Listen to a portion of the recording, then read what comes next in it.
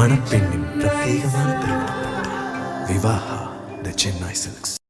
மகாத்மா காந்தி தேசிய ஊரக வேலைவாய்ப்பு உறுதி சட்டத்தை சிதைக்கும் நோக்குடன் செயல்படும் மத்திய பாஜக அரசை கண்டித்து தமிழ்நாடு காங்கிரஸ் கமிட்டி சார்பில் நடைபெறும் பாத யாத்திரையை அகில இந்திய காங்கிரஸ் அமைப்பு பொதுச் செயலாளர் கே.சி. வேணுகோபால் எம்பி தொடங்கி வைத்தார்.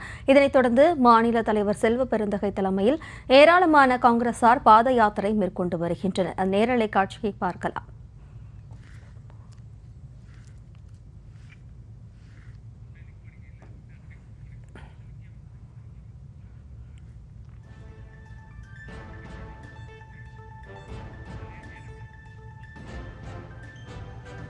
இது தொடர்பான கூடுதல் விவரங்களோடு இணைகிறார் நமது செய்தியாளர் பாஸ்கர் பாண்டியன். வணக்கம் பாஸ்கர் பாண்டியன். விவரம் 2005 காங்கிரஸ் தலைமையிலான ஐக்கிய முற்போக்கு கூட்டணி ஆட்சியில் இருந்தபோது மகாத்மா காந்தி தேசிய ஊரக வேலைவாய்ப்பு உறுதி திட்டமானது கொண்டு வரப்பட்டது.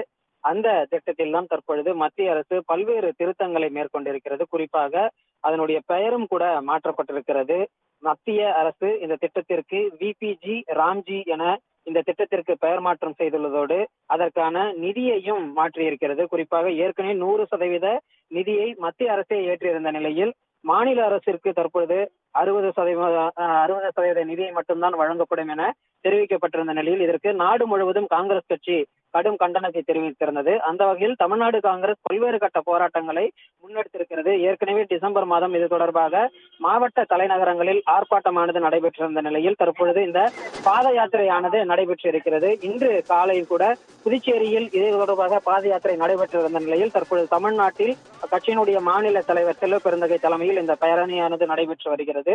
சென்னை முகப்பேறு மேற்கில் தொடங்கி பல்வேறு சாலைகளின் வழியாக முகப்பேறு கிழக்கு 7H பேருந்து நிலையம் வரை இந்த பேரணியானது நடைபெறுகிறது. இந்த பேரணியினை கட்சியினுடைய பொதுச் செயலாளர் கே.சி. வேணுகோபால் தொடங்கி வைத்து இந்த பேரணியை தற்பொழுது நடைபெற்று வந்து கொண்டிருக்கிறது. ஏராளமான காங்கிரஸ் கட்சியினர் இந்த பேரணியில் நடந்தபடியாக வந்து கொண்டிருக்கிறார்கள். இந்த பேரணிக்கு பிறகு மாவட்ட தலைவர்கள் கூட்டமும் கூட நடைபெற இருக்கிறது.